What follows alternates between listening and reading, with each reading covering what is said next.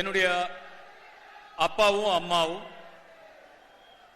சங்கராபுரம் எங்க அம்மா பிறந்த ஊர், மல்லிகாபுரம்ங்கிறது எங்க அப்பா பிறந்த ஊர்.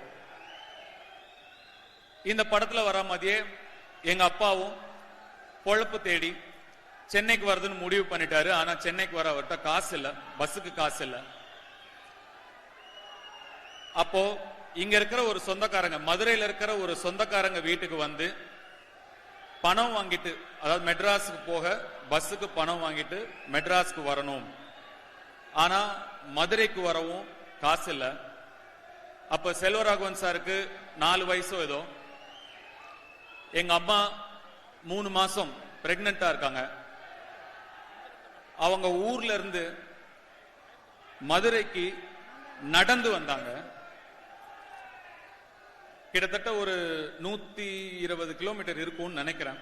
120-130 கிலோமீட்டர் இருக்கும்னு நினைக்கிறேன். நடந்தே வந்தாங்க அங்க இருந்து ஒரு சொந்தக்காரங்களை பார்க்க. அப்படி எங்க அப்பா